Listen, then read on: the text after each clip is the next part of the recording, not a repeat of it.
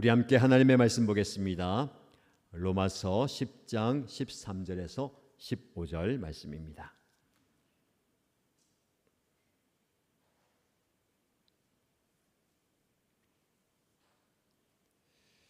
오늘 우리에게 주신 하나님의 말씀은 로마서 10장 13절에서 15절입니다.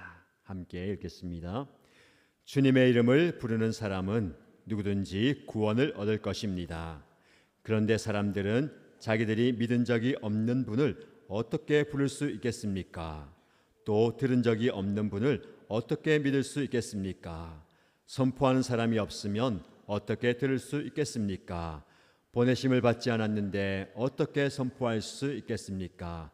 성경에 기록한 바 기쁜 소식을 전하는 이들의 발걸음이 얼마나 아름다우냐 한 것과 같습니다. 아멘. 이 시간에는 이호환 목사님 오셔서 기쁜 소식을 전하는 이들의 발걸음이 얼마나 아름다우냐라는 제목으로 말씀 전하시겠습니다. 박수로 환영하겠습니다.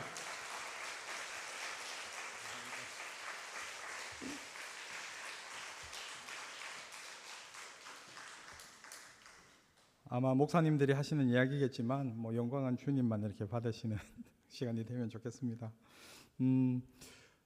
제가 보니까 이게 7번째 시간이잖아요. 7번째 시간. 근데 다 이렇게 성령 충만하세요?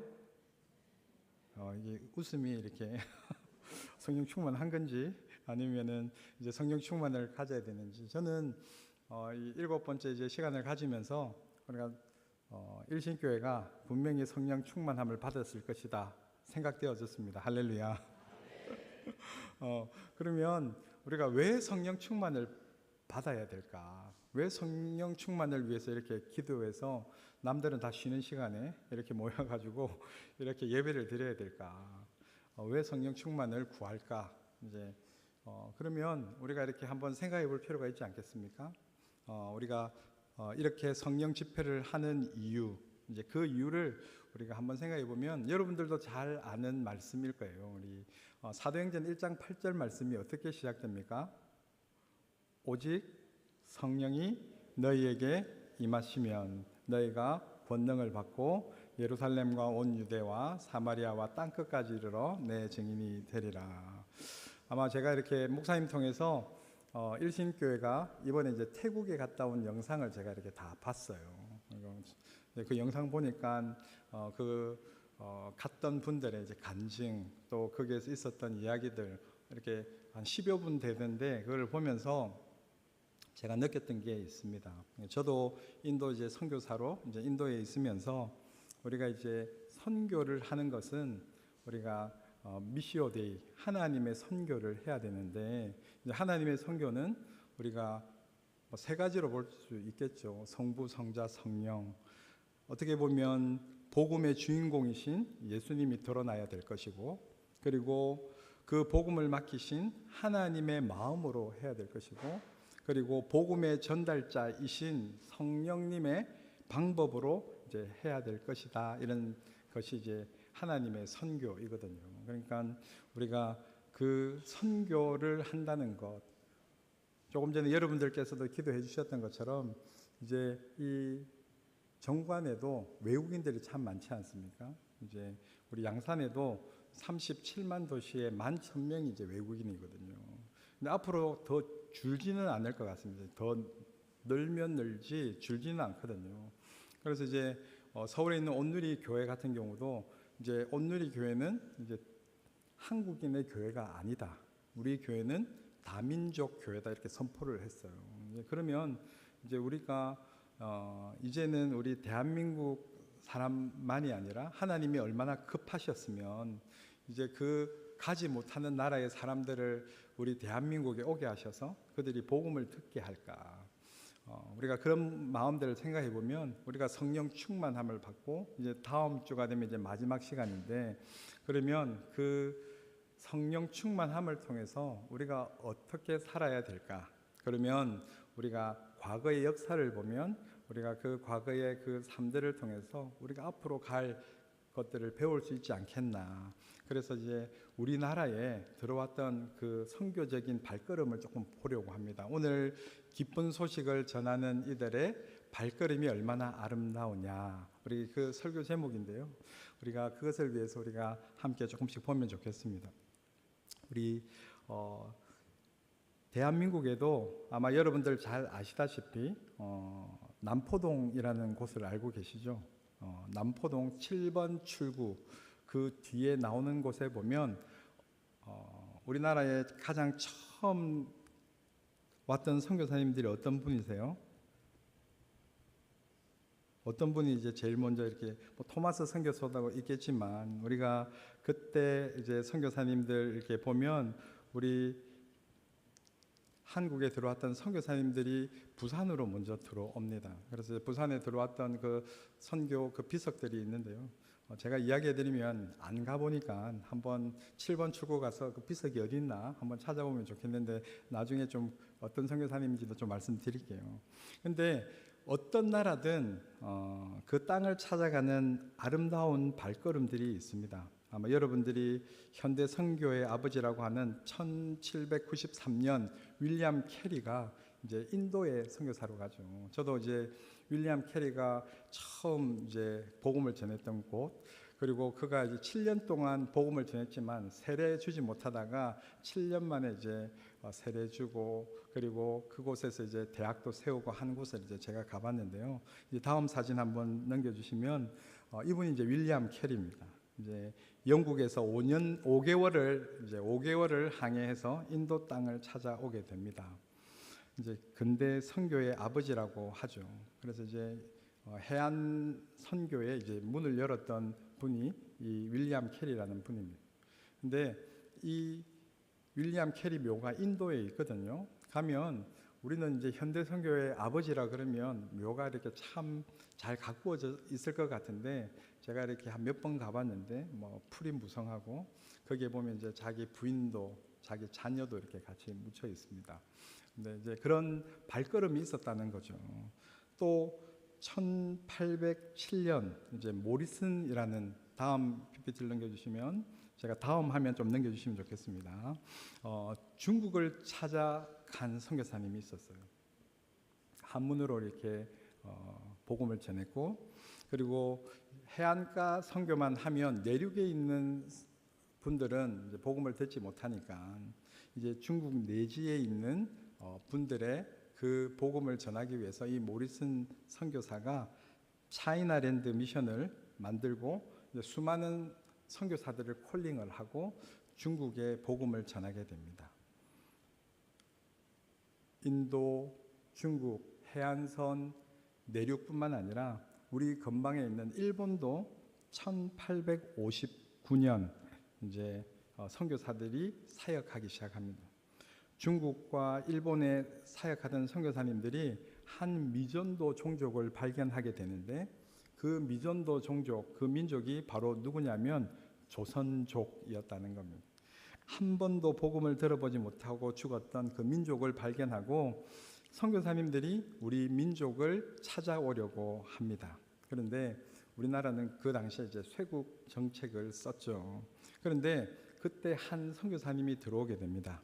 다음 이제 귀칠라프 선교사인데요. 이분은 사실 최초의 우리가 순교자라고 알려져 있는 토마스 선교사보다 무려 34년 빨리 들어온 선교사입니다. 우리는 이제 토마스 선교사가 제일 빨리 들어온 줄로 아는데 이 귀칠라프 선교사가 가장 먼저 들어옵니다.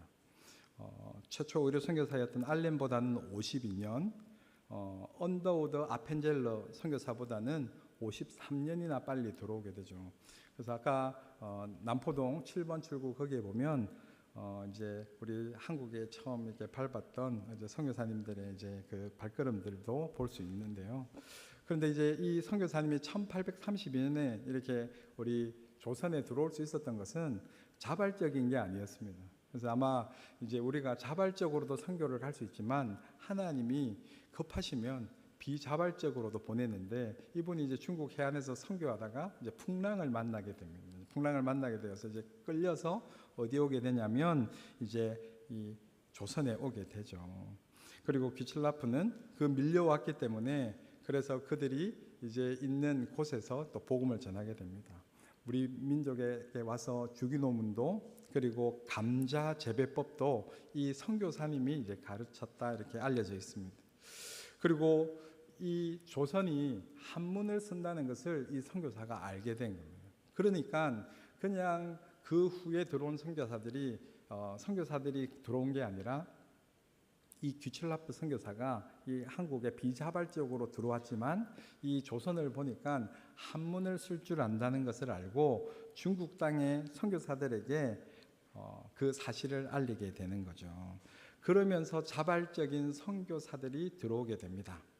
그분 첫 번째 그 선교사님이 누구냐면 다음 우리 1865년 조선을 찾아왔던 로버트 토마스 선교사입니다. 여러분이 잘 아는 우리나라의 첫 순교자 선교사님이죠. 이분도 사실 우리 민족에 올 수 없었습니다. 중국에서 열심히 조선어를 배운 다음에 이제 1866년에 제너럴 셔머노, 여러분들 들어보셨죠? 통역관으로 이제 조선에 오게 됩니다. 그때 이제 많은 한문 성경을 가지고 오게 되죠. 그런데 토마스 선교사님은 평양 대동강에서 꿈을 이루지도 못한 채 27세로 이제 죽음을 맞이하게 됩니다. 그러나 이 토마스 선교사가 그 뿌린 순교의 피로 인해서 토마스 선교사님을 파송했던 그 영국의 웨일즈 하노브 교회가 많은 사람들을 파송하고 기도하기 시작합니다. 그러니까 그냥 이런 역사들이 이루어지는 것이 아니라 하나님께서 그 성령의 인도하심을 통해서 하나하나 이루어가게 하셨던 것을 보게 된다는 거죠. 어떻게 기도했냐면 그 하노브 교회가 하나님께서 우리에게 파송했던 토마스 선교사님의 순교의 피가 헛되지 않도록 하나님이 이 민족에게, 조선 민족에게 놀라운 복음의 역사를 베풀어 달라고 기도합니다. 그 기도의 응답으로 누가 반응하고 이 땅에 오냐면 존 로스라는 선교사님이 들어옵니다. 이제 다음, 그래서 이 존 로스는 이제 서상윤의 도움으로 이제 무엇을 이제 만드냐면 요한복음, 누가복음을 한글로 번역합니다. 존 맥킨타이 선교사님이 중국에 왔다가 이제 토마스 선교사님의 그 순교를 듣게 되죠. 그래서 그 순교 소식을 듣고 그 발걸음을 조선으로 올리게 됩니다. 근데 우리 조선에 찾아왔는데 여전히 외세에서 문을 닫고 우리 나라에 들어오지 못하게 하는 것이죠. 그런데 감사하게도 조선 사람이 장사하러 오는 곳이 있었는데 그곳이 이제 고려문이라는, 그래서 이제 한국사를 보다 보면 뭐 이런 내용들이 다 나오는 내용들입니다. 이제 고려문이 있는데 거기서 이제 선교사님들이 이제 한국 이제 말을 배우기 시작하는 거죠. 그래서 기역, 니은, 디귿, 리얼 이렇게 알파벳을 배우게 됩니다. 근데 이 분에게 언어를 가르쳤던 분이 누구냐면 평안북도 의주 출생이었던 이응찬이라는 분이었습니다. 그러니까 이분에게 배우니까 경상도 사람에게 배우면 어떤 말투를 배울까요? 경상도 사투리를 배우죠. 전라도 사람에게 배우면 어떤 말투를 배우겠습니까? 당연하겠죠. 여기는 평안북도 의주. 그래서 그 문장을 봤더니 대부분 평안도 말로 되어 있는 거죠. 어떻게 왔음마, 보러 왔음니, 다리 아프갔디 못하갔다, 뭐 이런 말들로 이렇게 번역되어 있는 것을 보게 됩니다. 왜 그렇게 언어를 배우냐면 이제 토마스 선교사님이 이 땅에 올 때 한문 성경을 가져왔는데 이제 하나님은 우리나라에 이제 한글로 된 성경을 주고 싶었던 거죠. 그래서 우리나라 최초의 성경 번역본인 존 로스 번역본을 만들게 됩니다. 이제 겉 표지를 보면 저기 이제 제일 여러분들 보실 때는 왼편이겠네요. 거기 보면 이제 예수 형교 전셔 이렇게 되어 있습니다. 그러니까 아마 다음 이제 그 선교의 과정을 한번 보면 이제 대부분 일반적으로 보면 선교는 선교사가 입국하고 그리고 순교하고 식민지 정벌을 하고 교회 개척을 하고 성경 번역을 합니다. 대부분의 나라가 성경이 들어갈 때.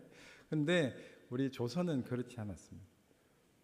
보면 비자발적으로 입국하게 되고 그리고 성경이 먼저 이렇게 번역이 되는 것을 볼 수 있습니다. 그런 과정을 통해서 하나님이 우리 조선에 어떤 마음들을 가졌는지를 이렇게 보여주는 거죠. 우리 다음 사진 보여주시면 그러면서 이제 일본 신사유람단 수행원 가운데 이수정 씨라는 사람이 있었습니다. 이분도 일본에서 성경을 번역하는 거죠. 그래서 마태, 마가, 누가, 요한 사복음 중에 이분이 제일 먼저 번역한 성경이 어떤 성경이겠습니까? 보면 이제 마가복음을 제일 먼저 번역합니다. 그러니까 일본에 와 있던 선교사님들을 통해서 이제 마가복음을 이제 번역하는 거죠. 놀라운 사실이지 않습니까? 선교사가 들어오기 전에 중국과 일본에 있는 선교사들을 통해서 한국의 언어로 성경이 번역된다. 선교학적으로 있을 수 없는 일들입니다. 그런데 이 조선을 향한 하나님의 그 마음과 그 발걸음들이 있었다는 거죠. 그래서 중국과 일본 양쪽에 성경을 번역하고 있었다는 겁니다.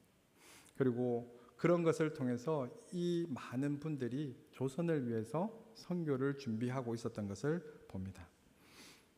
그리고 일본 땅에 와 있던 이제 다음 사진 보시면 이제 존 낙스라는 선교사님께서 이수정 씨에게 이 민족에게 선교사를 보내달라고 이제 부탁하게 됩니다.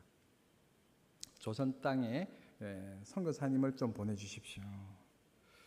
그런데 그 편지를 보내고 난 다음에 이것을 통해서 이제 우리가 어떤 하나님의 일하심을 보는가. 사실 이 편지를 그냥 보낼 수도 있지만 이 편지를 보내고 난 다음에 사람들이 반응하기 시작합니다. 사실 우리 조선에 대한 정보가 없다가 조선에 있는 정보가 알려지게 되고 그 민족에 대한 정보가 들려졌을 때 먼저 믿은 그리스도인들이 이 조선이라고 하는 민족에게 반응하기 시작했다는 겁니다. 우리도 미전도 종족 정보가 들리면 그럼 어떻게 해야 됩니까?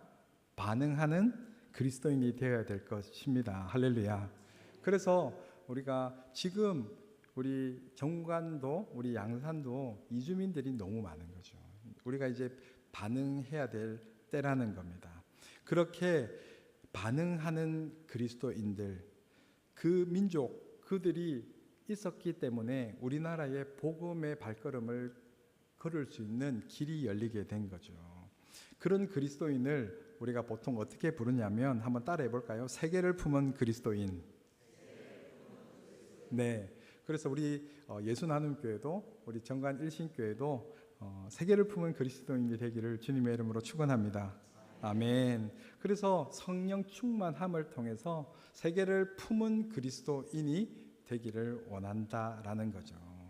우리 선교사님들이 우리 민족에 대해서 제일 먼저 한 기도 제목이 뭐냐면 쇄국 정책을 열어달라는 것이었습니다. 이제 그 민족을 향한 마음들이 전달되기 시작했다는 거죠. 그 많은 분들이 이 기도에 응답하는 것을 우리가 볼 수 있습니다. 우리 다음 우리 사진을 보면요, 우리가 1882년 5월 22일 아마 이렇게 한국사를 공부해 보면 한미수호 통상조약이라는 것을 하게 됩니다. 뭐 시험 문제도 이렇게 나오고 수능도 쳤던 그런 것이죠. 그래서 미국이 이렇게 한미수호 통상 조약을 맺었다고 이제 감사해하면서 고마워하면서 이제 미국 견학을 시켜줍니다. 그 견학팀에 했던 그 팀 이름이 뭐냐면 견미단이라는 거죠. 저런 모습으로 이제 미국을 방문하게 됩니다. 그래서 이제 저렇게 옷을 입고 갓을 쓰고 샌프란시스코에서 기차를 타고 워싱턴 쪽으로, 그러니까 서쪽에서 이제 동쪽으로 이제 이동하는 것이죠. 이제 많은 사람들이 이 모습을 보고 웃습니다. 얼마나 웃었겠습니까? 우리가 지금 이 현대를 살아가고 있는 우리들도 외국인들이 이렇게 있는 모습을 보면 조금 이렇게 웃어올 때가 있잖아요. 그런데 저 모습을 이렇게 서양 사람들, 미국 사람들이 봤다면 얼마나 웃어봤겠습니까? 실내에서도 악착스럽게 갓을 쓰고 있는 저 모습들을 보고 얼마나 그 사람들이 웃었겠느냐라는 거죠. 그런데 사실 이런 모습을 보고도 이 민족을 위해서 가슴이 뛰었던 사람들이 있었다는 겁니다. 그냥 지나치는 것이 아니라 기차 안에서 우리 민족을 보고 가슴 뛰었던 분이 있는데요. 이제 그 중에 한 명이 제임스 게일이라는 선교사님입니다. 여기 이제 게일 선교사님인데요. 이 민족이 정말 복음을 받아들이지 못했다라는 말을 듣고 이 게일 선교사가 헌신을 하게 됩니다. 어떤 헌신을 하게 되냐면 내가 대학을 졸업한 후에 이 나라에 선교사로 가겠다는 헌신을 하게 됩니다. 지금 이 사진이 보이시죠? 여기 안경 쓰신 분이 누구냐면 앞에 이렇게 안경 쓰신 분 한 분 계시잖아요. 누구 같습니까? 한번 이렇게 딱 찍어 보십시오. 이렇게 시험 나오면 저 한국 분 누구 같습니까? 제가 이야기하면 이렇게 하실 텐데 길선주 목사님입니다. 길선주 목사님. 여러분들 이제 평양 부흥회 할 때 저분이 이제 길선주 목사님인데요. 왜 이분이 사진을 찍었나 보니까 게일 선교사님 자녀 중에 길선주 목사님한테 이제 유아 세례를 받고 이제 기념 사진을 찍은 사진이더라고요. 그러니까 이런 길선주 목사님과 같은 하나님의 쓰임을 받는 분들이 어떻게 나오는가? 어떻게 나왔겠습니까? 이 땅에 누군가가 왔다는 거죠. 반응을 보여준 선교사님들의 삶이 있었다는 겁니다. 그리고 그 경미단 가운데 또 가슴이 뛰었던 분이 있는데요. 그 한 분을 소개하면 다음 이제 사진을 보시면 여기 볼티모 교회의 가우처라고 하는 이제 목사님입니다. 가우처 목사님이 우리 민족을 기차 안에서 보고 이제 교회 가서 이제 말씀을 전했겠죠. 어떤 말씀을 전했냐면 오늘 내가 한 민족을 만났습니다. 그 민족에게 선교사님이 한 사람도 없답니다. 한 선교사님이 그 민족에게 가려면 엄청난 헌금이 필요할 텐데 우리는 그 민족의 복음화를 위해서 미리 헌금을 하면 좋겠습니다. 그렇게 그 교회에서 이야기를 했다는 겁니다. 여기에서 우리 민족을 위해 선교 헌금으로 미리 반응한 분들을 보게 된다는 겁니다. 엄청난 금액을 선교 본부에 보냈는데 사실 문제는 선교 본부에서 그 조선에 대해서 미온적인 반응을 보이니까 이 가우처 목사님이 좀 이렇게 다혈질 그리고 적극적인 목사님이었던 것 같습니다. 얼마나 적극적이었는지 자기가 아는 선교사님을 수소문해서 일본에 있던 맥클레이 선교사님한테 선교사님 어서 빨리 조선으로 들어가 주십시오 이렇게 편지를 쓰는 겁니다. 그리고 효과적으로 복음을 어떻게 전할 수 있을지 가르쳐 주십시오 그렇게 편지를 썼던 겁니다. 그래서 1884년 6월에 맥클레이 선교사님이 우리 민족에 찾아와서 김옥균 도움으로 고종 황제를 아련하게 됩니다. 고종 황제가 뭐라고 했을까요? 고종 황제가 뭐라고 했을까요? 선교사는 절대 안 된다는 겁니다. 그 당시에는 쇄국 정책이니까 외국인들 특별히 선교사는 안 된다는 겁니다. 그런데 한번 콜레라가 걸리면 이 조선에 2만 명, 3만 명씩 죽어나가니까 우리나라에 의사를 좀 보내달라고 고종 황제가 요청합니다. 한미수호 조약이 체결됐다고 했잖아요. 한미수호 조약이 체결되고 난 다음에 한불, 한독, 외국과의 조약들도 체결됩니다. 그런데 말이 통하지 않지 않습니까?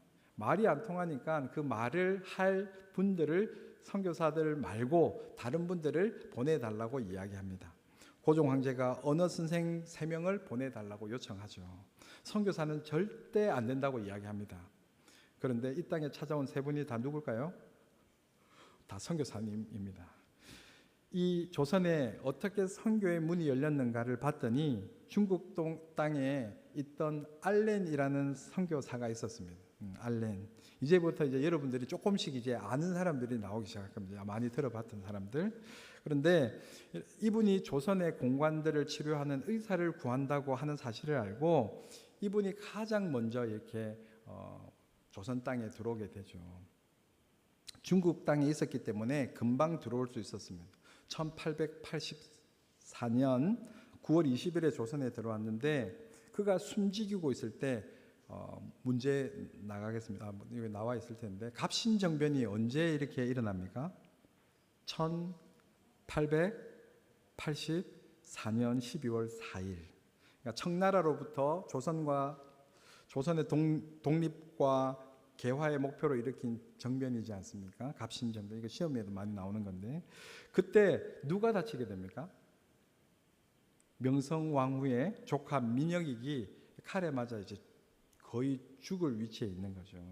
그때 마침 와 있던 외과 의사가 누구였냐면 이 알렌이라는 선교사였습니다.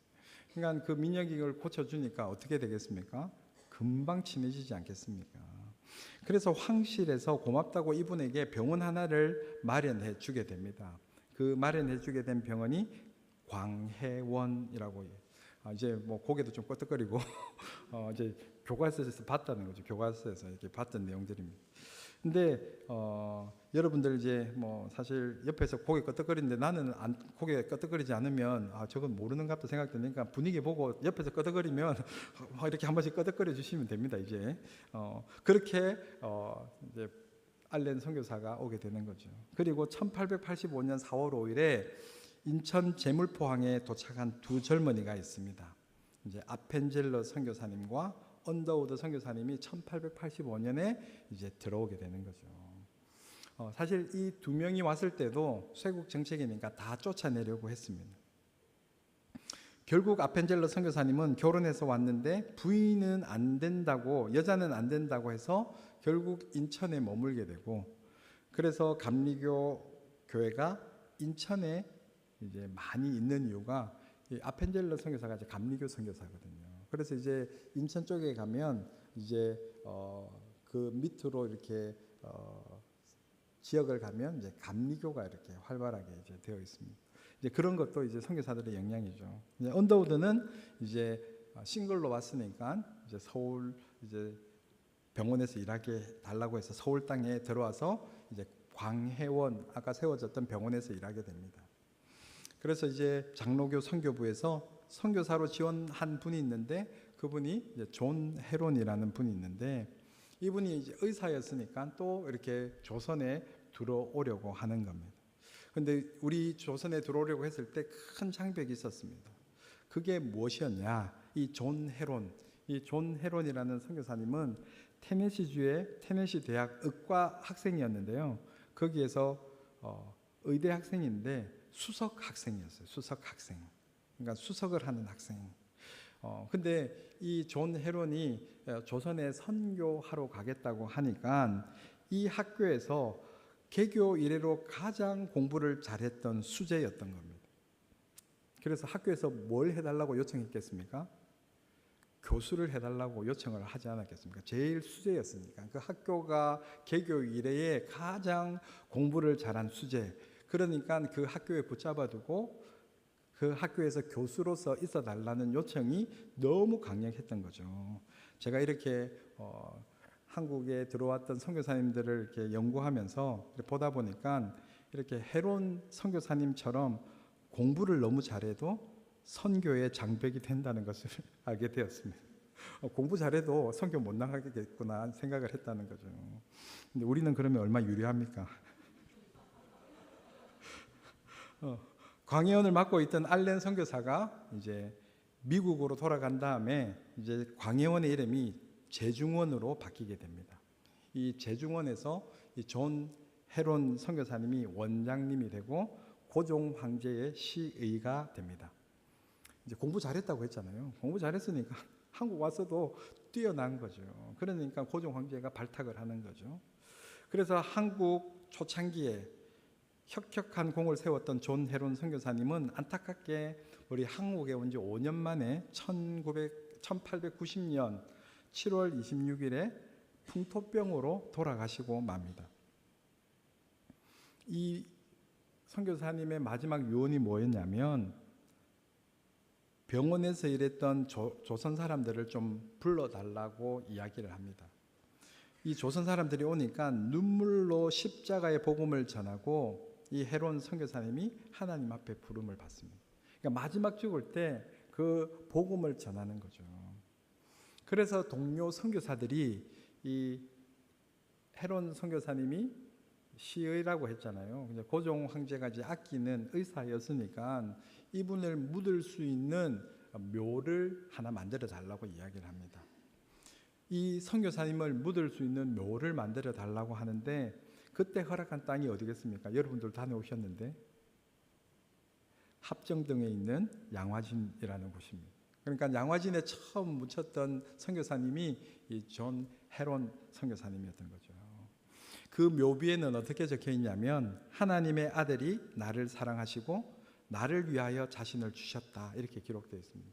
한번 다음에 양화진 갔는데 못 보신 분들은 한번 가서 존 헤론 선교사님을 찾아보면 됩니다. 가서 묘지에 그 묘비에 어떻게 적혀 있는지 보면 되죠.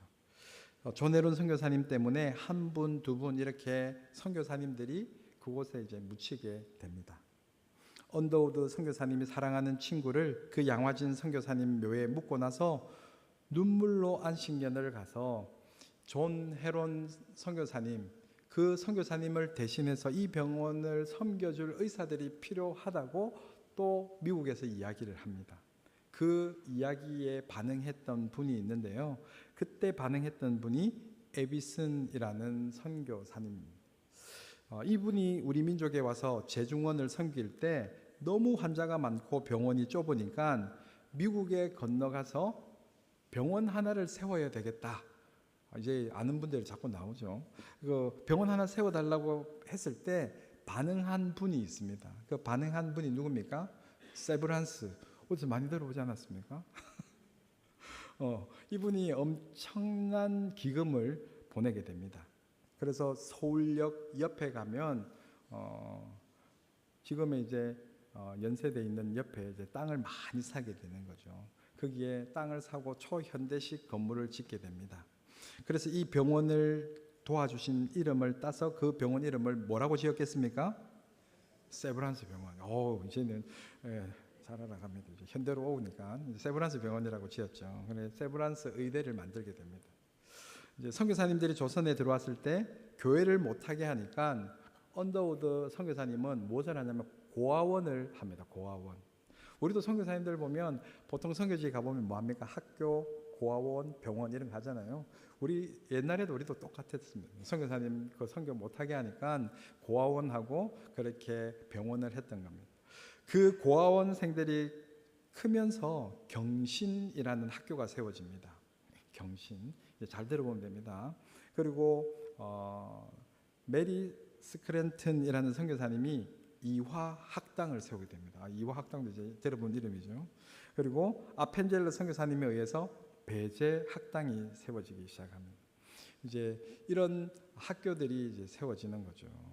점점 학생들이 크니까 이제 대학을 세우기로 합니다. 그래서 경신 학교를 뭐라고 하냐면 연희 전문대라고 이렇게 짓게 됩니다.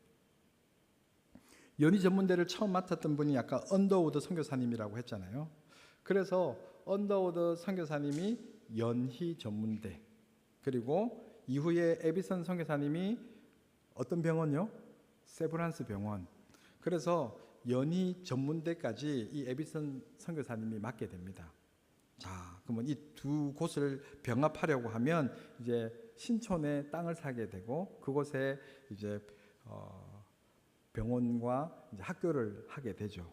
그래서 연희의 연자를 따고 세브란스의 세자를 따서 어떤 대학을 만들까요? 이제 연세대학을 만듭니다. 그래서 이제 우리가 지금 한국에 들어와 있는 이제 대학들 거기 가면 저도 이제 살았던 지역에 이제 선교사하고 그리고 한국에 들어왔을 때는 이제 연희동에 이제 선교사 안식관에서 이제 사역을 하고 본부 사역을 했을 때 거기를 항상 지나다녔습니다. 이제 연세 세브란스, 연세대 그리고 이화여대 그거를 지나오면 아현에 가면은 뭐 아현 성결교회, 아현 감리교회 다 130년 이상 된 교회들이거든요. 그때 선교사님들이 세운 다 교회들입니다.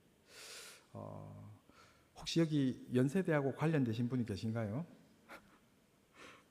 제가 이거 이렇게 한번 선교 이렇게 훈련을 할 때나 이렇게 선교할 때 이렇게 물어보거든요. 그런데 연세대하고 이렇게 관련 있는 분 있냐고 하니까 중학생이 손을 번쩍 드는 거예요. 그래서 야, 연세대 아버지가 연세대 나왔나 싶어서 물어봤더니 왜 손을 드냐고 그랬더니 저 연세 우유 먹어요. 뭐 그렇게 이야기하더라고요. 뭐 관련 있는 거 아니겠습니까? 연세 우유 먹으신 분들 자부심을 가지세요. 네. 그렇게 하면서 이제 언더우드 선교사님이 수많은 선교사님들을 또 발굴하게 됩니다. 이분이 이제 남쪽에 내려왔을 때 호남 지역에 가슴을 품고 이제 그곳에 선교 사역을 하게 되는 거죠.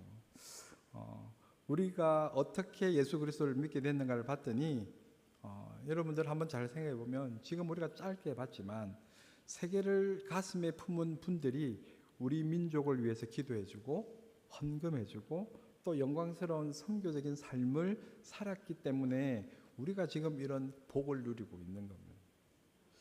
저는 양화진에 자주 갔거든요. 왜냐하면은 이제 그 지역에 이제 그래도 서울에 제가 한 6년 있었으니까 그 지역에 이제 매일 이렇게 다녀야 되는 길이고 또 선교사였으니까 이제 뭐 팀들 오면 그곳에 이제 하고 또 그곳 보여주고 또 거기에서 보고 난 다음에 이제 연희동에 우리 안식관에서 이제 훈련도 시키고 이렇게 했던 겁니다.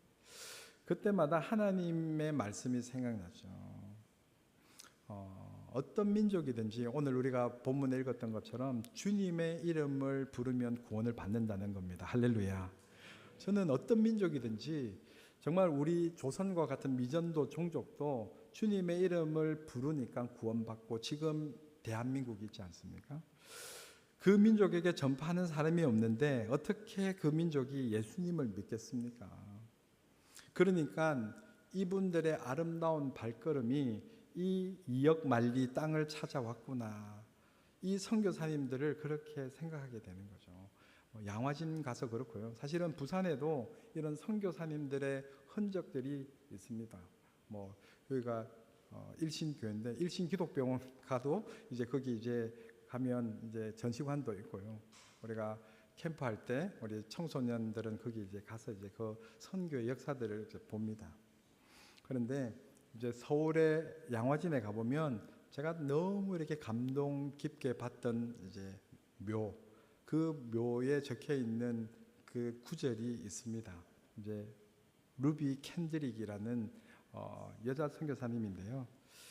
이분은 한국에 온 지 얼마 안 되고 바로 풍토병에 걸려서 죽게 됩니다. 뭐 양화진 가보신 분들은 알지만 사실 이제 가서 언더우드 묘 옆에 보면 막 이렇게 작은 비석들이 있거든요. 거기는 이름도 안 적혀 있고 뭔지도 몰라요. 그런데 그 묘가 어떤 묘냐면 엄마 아빠 따라왔다가 죽었던 아이들 묘. 이제 자기는 뭔지도 모르고 왔는데 태어나 보니까 또 풍토병으로 죽었던 아이들 묘가 거기에 있습니다. 이 루비 캔드릭 선교사님도 뭐 큰일 한 거 없습니다. 와서 조금 있다가 돌아가셨어요. 그런데 이분이 어떤 유언을 하냐면 만약 나에게 줄 수 있는 천의 삶을 하나님께서 허락한다면 나는 1000번의 삶을 다 조선을 위해서 바치겠다는 겁니다. 사실 여러분들 1000번의 목숨이 있으면 한 번은 잘 먹고 잘 살다가 한 번은 여행도 했다가 한 번은 내 하고 싶은 대로 살았다가 이렇게 살다가 죽어야 되는 건 아니겠습니까? 그런데 이 선교사님은 1000번의 생명이 있더라도 다 조선을 위해서 드리겠다. 뭐 그런 유언을 하게 되죠. 사실 이런 분들 때문에 이 선교사님들의 헌신적인 삶이 이어져서 우리 대한민국, 우리 조선이 변화된 겁니다.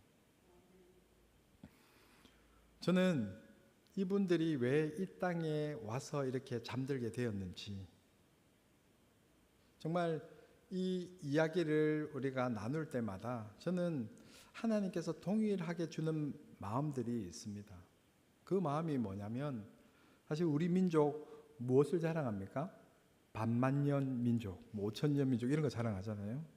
그런데 5000년 역사를 자랑하지만 1600년 동안 무엇을 섬겼습니까? 불교, 우상숭배. 양산에 자랑할 만한 건 뭐냐 물어보면 통도사. 통도사가 왜 자랑스럽냐 물어보면 몰라요. 통도사가 왜 자랑스러운지. 그러면서도 통도사가 자랑스러운 겁니다. 저는 이제 인도에 있었으니까 통도사가 왜 유명하냐면 상식적으로 알아들어도 됩니다. 거기 가면 이제 불상이 없잖아요. 불상. 왜 불상이 없냐면 석가모니 사리가 못 써져 있으니까 이제 불상이 없는 거죠. 그러니까 유명한 이제 절이거든요.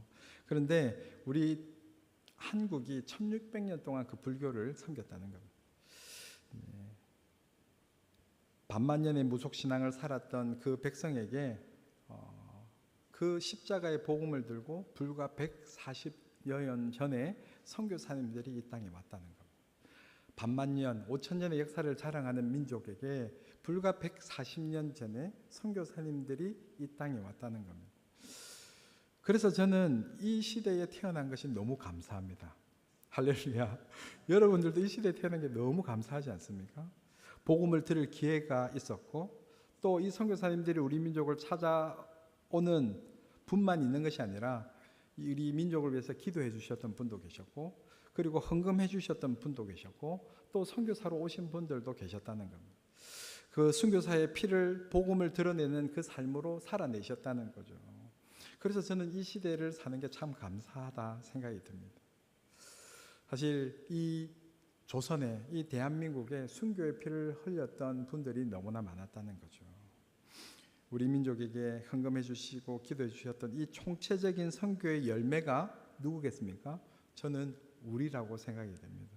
그래서 이제 일신교회가 목사님이 이웃 교회를 초청해서 8주 동안 성령 충만 또 성령의 충만함을 위해서 이렇게 예배 드리는데 왜 성령 충만해야 될까? 왜 성령 충만한 삶을 살아야 될까? 우리가 처음 생각했던 것처럼 성령이 너에게 임해야지 우리가 선교할 수 있는 그 총체적인 열매를 맺을 수 있고 그리고 그 열매를 다른 이들에게 전할 수 있기 때문일 것입니다. 저는 오늘 이 말씀을 듣고 또 이 말씀의 역사를 보았던 우리들에게 우리가 잠시 좀 부탁하고 싶습니다. 이 시대에 우리 민족이 예수님을 믿었다면 저는 여러분에게 도전을 주고 싶습니다. 다른 문화권에 가서 선교를 하든 내가 시간과 재정이 안 되어서 내가 지금 여기에 머물러 있어야 된다면 하나님이 급하셔서 내 주변에 이미 보내신 그 이주민들 한 명 붙들고 우리가 영혼 구원의 제자 삼잖아요. 사실 그 영혼 내가 다른 영혼은 못해도 이렇게 옛날에 조폭 영화 보니까 나는 무조건 이긴다고 뭐 10명하고 싸워도 이길 수 있다고 왜냐면 한 명만 패니까 그렇게 하는 그 영화를 본 게 있는데 그냥 한 명 붙들고 그 외국인이라도 내가 바꿀 수만 있다면 우리가 총체적인 선교의 열매로 우리가 지금 여기에 있는 것처럼 그들이 하나님 그 사랑을 흘려받고 그들이 여기서 일할 수 있는 횟수는 10년만 한국에 머물 수 있거든요. 그러니까 10년 머무는 동안에 충분히 예수님을 만나고 그 사랑을 받으면 자기 나라로 다시 돌아갔을 때 그 하나님의 사랑이 그를 통해서 흘러가지 않을까 생각이 된다는 겁니다. 제가 여러분들이 그 믿음으로 성령 충만했다면 오늘 이 시간 다른 민족을 위해서 기도의 영역을 넓혀주기를 주님의 이름으로 축원합니다. 아멘. 그리고 선교 헌금의 영역도 넓혀주시기를 주님의 이름으로 축원합니다. 아멘. 영광스러운 선교의 삶으로 반응하면 좋겠습니다. 다른 민족이 우리 민족처럼 하나님 앞에 돌아올 수 있기를 바라는 마음. 우리 잠시 한번 눈을 감아 볼까요? 혹시 이렇게 반주자께서 이렇게 나중에는 예배자 이렇게 찬양을 하겠지만 301장 한번 반주를 좀 해주실 수 있을까요? 네, 301장 우리 반주를 해주시는 동안에 한번 눈을 감고 한번 이렇게 좀 기도하면 좋겠습니다. 5,000년 동안에 하나님 없이 살았던 민족, 1600년의 불교로 우상숭배했던 나라, 이후에는 500년의 제사로 지냈던 나라, 여러 어려움 가운데 있었던 이 민족에게 140년의 선교사님을 보내주셔서 감사하다고 좀 같이 기도하면 좋겠습니다. 이 짧은 기독교 역사 가운데 하나님 우리 가정과 우리 민족이 예수님 믿게 해주셔서 감사하다고 기도하면 좋겠습니다. 그리고 이 기회를 또 다른 민족에게 주면서 살 수 있는 민족 되게 해달라고 우리가 기도하면 좋겠습니다. 오늘 이 시간 하나님 우리가 그 마음들을 가지고 함께 기도하기를 원합니다. 하나님 우리에게 주셨던 그 마음이 우리 다른 이웃들에게도 전달될 수 있게 해달라고 우리가 함께 그 마음들을 품고 이 시간 잔잔하게 함께 기도하면 좋겠습니다. 우리 나중에 예배자 찬양하고 난 다음에 또 기쁜 마음으로 뜨거운 마음으로 또 기도할 텐데 이 시간은 하나님 앞에서 내가 어떻게 오늘 이 조선에 선교를 들어오게 하셨는지 하나님의 일하심을 봤다면 하나님 저도 그 세계를 품은 그리스도인으로서 성령 충만함을 받고 내가 그 삶을 살아가겠습니다. 하나님 내 삶을 붙들어 주시고 인도해 주십시오. 한 1분 정도 우리가 주님 앞에 우리 함께 기도하도록 하겠습니다. 기도하겠습니다.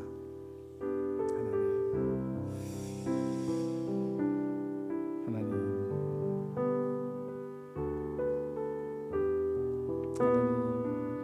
1600년 불교로 숭배했던 나라, 하나님 이후에도 500년의 제사를 지냈던 나라, 하나님 이런 어려움 가운데서 이 민족에게 140년 전 선교사님 보내주셔서 감사합니다. 하나님 이 짧은 역사 가운데도 하나님 우리에게 복음 들을 수 있는 기회 주셔서 감사합니다. 하나님 우리가 이제 세계를 품은 그리스도인 하나님 그 삶을 살기를 원합니다. 하나님 그 삶을 살아내기 원합니다. 하나님 인도해 주십시오.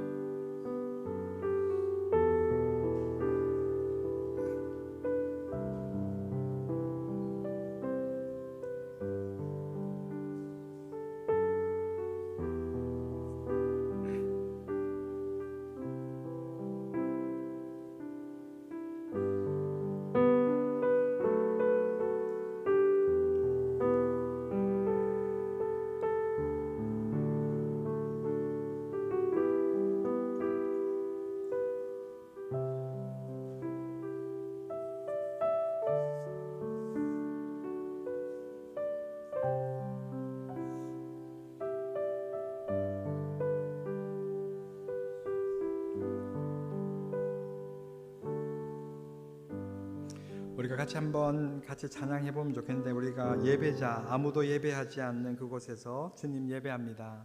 우리가 그렇게 찾아왔던 선교사님을 생각하면서 하나님 나에게 부르시는 그 부르심이 있다면 하나님 저도 내가 밟는 모든 땅에서 예배드리기를 원합니다. 주님의 보혈로 덮어지게 하시고 이 선곳 이곳이 거룩한 곳 되게 하시옵소서. 이제는 해안선 선교, 내륙 선교, 민족 선교를 뛰어넘어 모든 곳에서 모든 곳으로의 선교 시대가 되었습니다. 하나님 내가 있는 그 자리가 땅끝입니다. 하나님 내가 있는 그 자리에서 하나님을 예배하겠습니다. 우리 함께 찬양하도록 하겠습니다. 아무도 예배하지 않는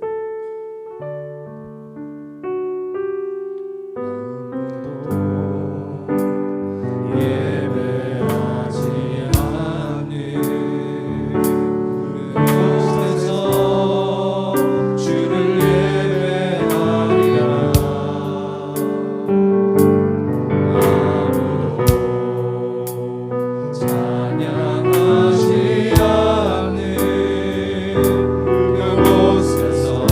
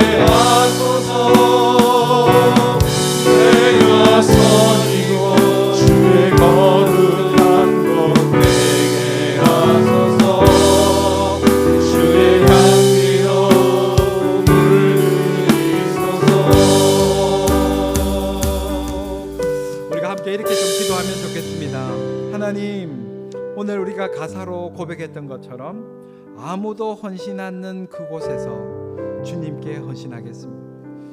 누구도 증거하지 않는 그곳에서 나 주님을 증거하겠습니다.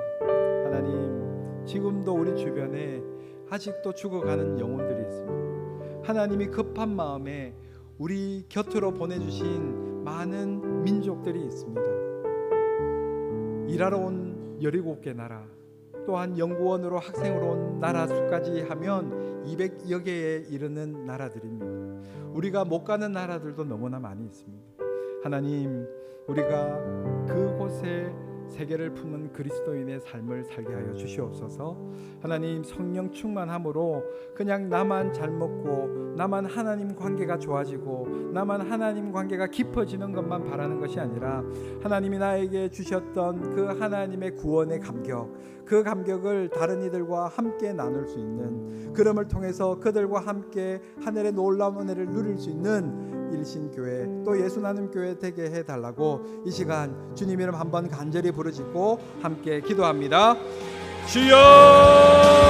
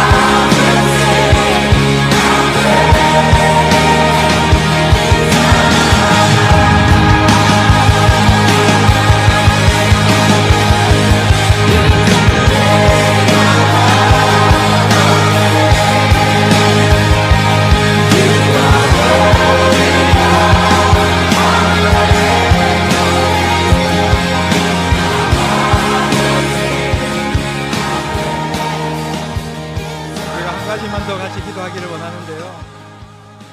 미국의 선교사들이 우리나라를 선교를 마치고 이제 철수를 했습니다. 그런데 불과 3년 전부터 이제 다시 그 선교사들이 우리 대한민국에 들어오고 있습니다. 지금은 이제 수도권에, 그리고 부산에 작년, 광주에 올해, 세종, 대전, 인천, 미국 선교사들이 들어옵니다. 왜 들어오냐면 이제 아까 말씀드렸던 이주민 사역 때문에 들어오고요. 그 다음에 다음 세대들, 차세대들, 우리 대한민국의 그 차세대들이, 다음 세대들이 2%, 3%로 미국 선교사들은 보는 겁니다. 저는 이 시간 우리가 선교하는 그 삶, 근데 우리 자녀들을 위해서 한번 같이 기도하면 좋겠습니다. 우리 자녀가 있다면 자녀 이름을 부르며 기도하면 좋겠고요. 그리고 우리 다음 세대들 위해서 함께 기도하면 좋겠습니다. 하나님, 우리 청소년들이 참된 그리스도인으로 성장하게 하시고, 또 그 일을 위해 헌신된 우리 교육 목자들 하나님 더욱더 세워지게 해주시고, 하나님 가정에서 부모들의 그 신앙들, 우리가 목장과 또 그의 삶들을 통해서 자녀들이 주님 앞에서 세워질 때 그들이 또 다른 하나님의 나라, 하나님의 선교를 감당하게 될 것입니다. 그래서 이 시간 우리가 한번 같이 기도하면 좋겠는데요. 우리 자녀들, 그리고 우리 다음 차세대들을 위해서 함께 기도할 때 하나님, 우리 다음 세대들 자녀들 이름 한 명 한 명 불러가면서 우리 한번 주님 이름 간절히 부르짖고 함께 기도하겠습니다. 주여! 하나님, 사랑하는 자녀들 위해서 주님 앞에 기도합니다. 하나님, 세상이 너무나 어렵고 하나님의 험난한 하나님의 살아가야 될지 염려가 됩니다. 하나님, 이 시간 염려하지 않고 충만한 것으로 도와주려 합니다. 하나님께서 내 자녀들의 기도를 받으시기를 원합니다. 하나님, 어제의 하나님만 요리하는 믿음의 자녀 되기를 원합니다. 여호와 백성을 세우지 아니하시며 세우는 자의 수고와 함께 계십니다. 여호와를 떠나 자기 뜻대로 살아가지 아니하시고 하나님 결코 헛된 마음, 하나님 자아를 세워서 하나님 없이 살아가려고 하는 그 죄를 떨쳐버리는 자녀들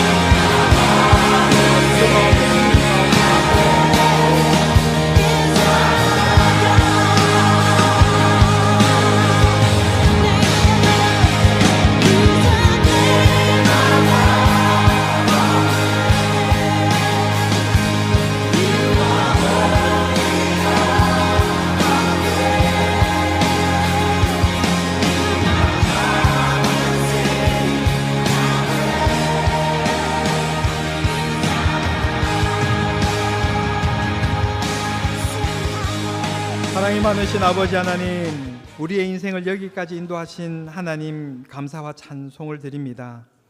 하나님, 저로 하여금 하나님을 아버지로 부르게 하시고 존귀한 자녀 삼아 주심에 감사를 드립니다. 하나님, 우리를 부르신 그 부르심의 이유, 우리를 성령 충만하라고 하신 그 이유, 하나님, 우리가 세계를 품은 그리스도인으로서 살아갈 수 있는 그 삶이 우리 가운데 있을 수 있도록 인도하여 주시옵소서. 하나님, 상황만 보고 있으면 약해집니다. 주님, 소리내어 부르짖으며 나아가오니 주님의 도우심을 간절히 구하오니 하나님 인도하여 주시옵소서. 하나님, 사고로 질병으로 영적 눌림으로 힘든 이들 있다면 나사렛 예수 그리스도 이름으로 명하노니 회복되고 묶임이 풀릴지어다. 주님의 약속을 바라봅니다. 고난의 시간이 올수록 큰 감사로 이겨내기를 원합니다. 지금 막막한 상황이 다가오고 있사오니 큰 믿음을 주사 굳게 견디게 하시고, 그리하여 고난의 시간은 지나가고 다시금 주님께서 주시는 형통을 맛보는 삶을 살아가게 하여 주시옵소서. 감사합니다. 이 모든 것 살아계신 예수님의 이름으로 기도드립니다. 아멘. 못다한 기도 자유롭게 더 힘차게 주님 앞에 기도하시고 자유롭게 돌아가시면 좋겠습니다. 계속해서 기도하겠습니다. 네, 귀한 깨달음 주신 하나님께 영광의 박수 하겠습니다. 네, 우리가 자칫 내 염려, 내 걱정, 내 문제만 집중하다 보면 하나님의 큰 뜻을 잊어버릴 수가 있어요. 내 뜻을 이루어주는 하나님이 아니라 하나님의 뜻을 이루는 내가 되기 원합니다. 우리 함께 찬양하겠습니다. 최고의 시간에 고난과 시련 속에 사람들은 날 떠나도 나를 크게 사용하실 하나님의 뜻을 찾으면서 우리 함께 찬양하십시다.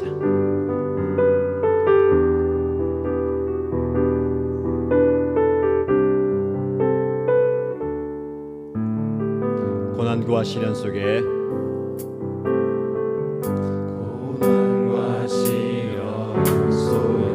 사람들은 나를 떠나도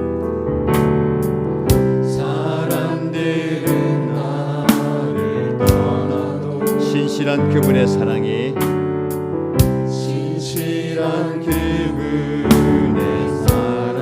내 삶을 지키셨네. 내 삶을 지키셨네. 지난날 돌아보며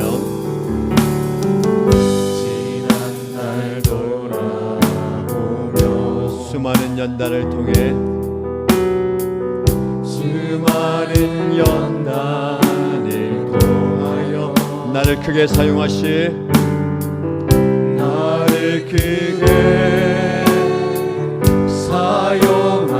그분의 뜻이었음을 난 알았네.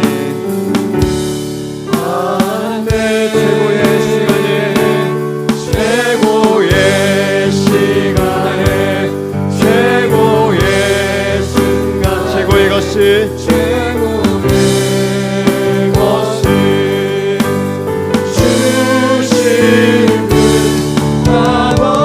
뜻을 믿으며 난 그저 기도하리. 최고의 시간에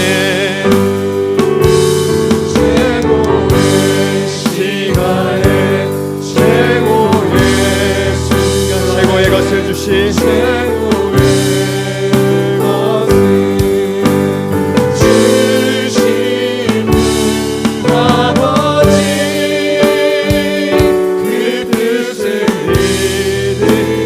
그저 기도하니 아무런 답이 없으신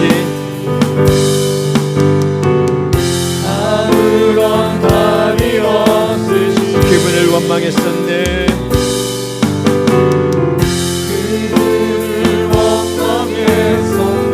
하지만 난 알았네.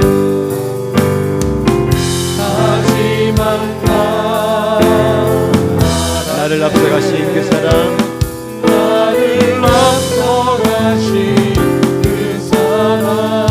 최고의 시간에 최고의 최고의 것은 주신 아버지 그 뜻을 믿으며 아버지 그 뜻을 믿으며 난 그저 기도하리. 난 그저 기도하리. 그저 기도하리. 우리 하나님께서 우리에게 가장 좋은 것, 가장 좋은 시간에 주실 줄로 믿습니다. 그분이 우리 아버지십니다.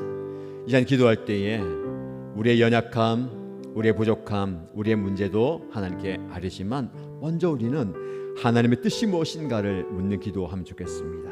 하나님, 내 상황 가운데, 내 형편 가운데 하나님께서 무엇을 원하십니까? 제가 무엇을 하기 원하십니까? 그 말씀 앞에 내가 어떤 반응을 보이기 원하십니까? 어떤 행동하기 원하십니까? 묻고 하나님께 반응한 여러분 되시기 바랍니다. 기도의 지경을 넓혀주십시오라고 기도하시고요. 성령께서 기도하게 하시는 대로 기도하시면 좋겠습니다.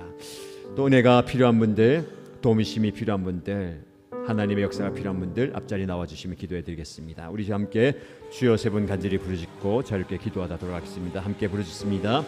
주여, 주여, 주여. 살아계신 하나님 아버지, 우리의 기도를 들으시네 가장 좋은 하나님 아버지, 하나님의 나의 기도를 들으시고 나의 간구를 들으시고 나의 약한 말씀을 들으십니다. 나의 모든 지나온 사정과 걸음과 편견과 오늘의 삶을 통하여서 내일 내가 살아가서 모든 시간을 통해서 나를 통해서 하나님의 뜻을 이루어주십니다. 날 통해서 하나님의 뜻을 이루어주십니다. 날 통해서 하나님의 영광이 드러나게 해주시는 믿습니다. 이름을 간구하며 우리는 그의 종들에게 간구하시고 응답하여 주시네 하나님의 놀라운 은혜를 보여주시고 놀랍게 역사하시고 하나님의 기적에 참수하여 주옵소서. 아버지, 우리의 기도의 시간을 보여주시고 우리의 간구를 주시는 앞에 간구할 때에 아버지 하나님의 기도하는 시간을 주시고 우리의 나를 향하는 것을